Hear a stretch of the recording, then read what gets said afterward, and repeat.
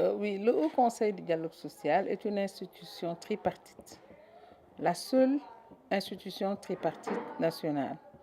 Cela veut dire quoi? Qu'elle est composée du gouvernement, des employeurs et des travailleurs en nombre paritaire. Le Haut Conseil du dialogue social, pour rappel, a été créé en 2014. Donc aujourd'hui, nous avons 4 ans, si vous voulez, d'existence, avec 2 rapports qui ont été élaborés.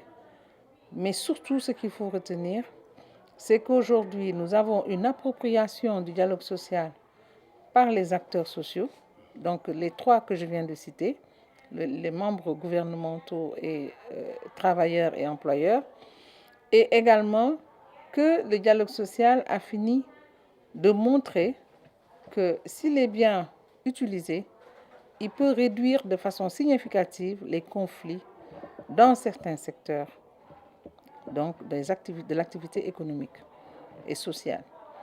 Maintenant, il est clair que dans d'autres secteurs tels que l'éducation et la santé et la justice, parce que c'est d'actualité, il y a encore des efforts à faire, mais surtout de la part des partenaires sociaux. Parce que ce sont des secteurs où on n'a pas connu d'élection de représentativité. C'est ce qui fait que dans le secteur de la santé, vous avez plusieurs syndicats qui se sont retrouvés pour faire des coalitions ou des alliances, comme Andegesem par exemple. Nous avons le secteur de la justice où nous avons le personnel de justice et les magistrats à part. Et nous avons également dans un autre secteur que santé, justice et les collectivités locales. Aujourd'hui, c'est réglé avec la création de l'institution que le chef de l'État a lui-même présidée. Il y a moins de problèmes dans ce secteur. Oui, il y a ce débat autour de l'utilité ou de l'inutilité de certaines institutions budgétivores. Quelle réponse apportez-vous quand on parle de votre institution? Malheureusement ou heureusement, je vais peut-être vous contrarier, le Haut Conseil du dialogue social ne fait pas partie de ces institutions. Nous suivons de très près les interventions des uns et des autres à travers les médias. Nous avons comme institution, si vous voulez, nous avons le Conseil économique, social et environnemental, nous avons le Haut Conseil des collectivités territoriales, nous avons dans une moindre mesure la Commission du dialogue des territoires, présidée par M. le ministre Benoît Sambou, et nous avons le Haut Conseil du dialogue social.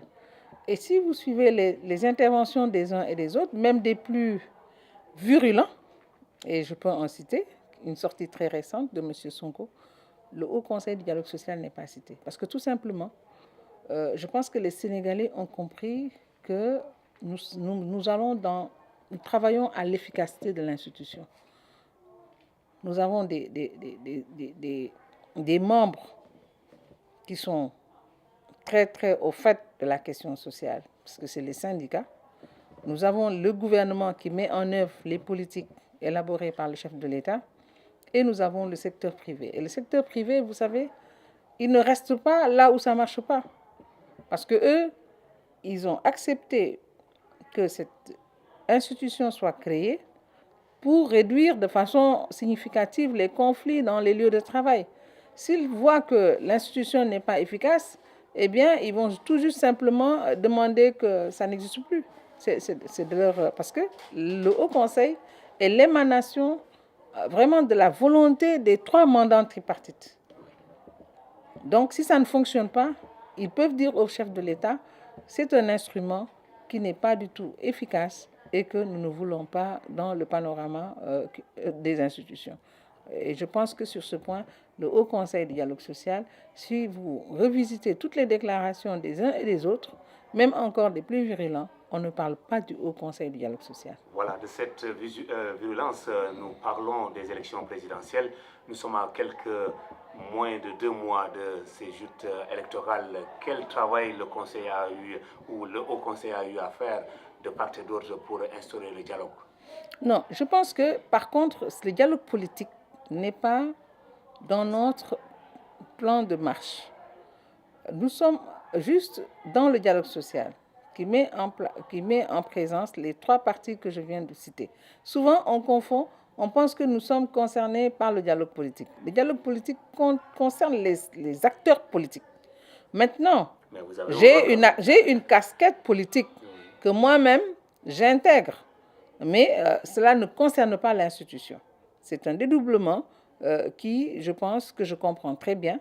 Donc, quand je suis sur le champ politique, c'est Mme Innocence Ntap Ndiaye, en tant que responsable politique, qui intervient. Mais quel appel maintenant vous lancez à ces acteurs-là? Oui, nous allons bientôt, et ça de concert avec les membres du bureau du Haut Conseil, bien sûr, faire une rencontre de bilan pour l'année 2018 et aussi lancer un appel en tant que citoyens qui avons pour intérêt la stabilité du pays.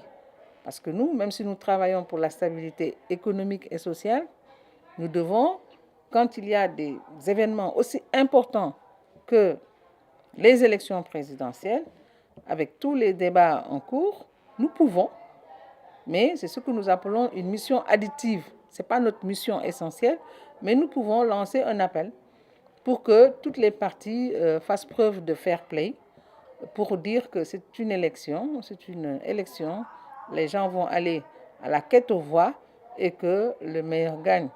Et que cela se passe dans un climat apaisé. Parce que pendant ces élections, les travailleurs seront dans les bureaux aussi. L'élection, c'est juste une journée. Donc, il ne faut pas que cela vienne affecter aussi la marche également des services. Et ça, c'est important. Donc, de ce point de vue, nous pouvons lancer un appel à l'apaisement des esprits et tout. Maintenant, en tant que responsable politique, nous ferons le travail sur le terrain.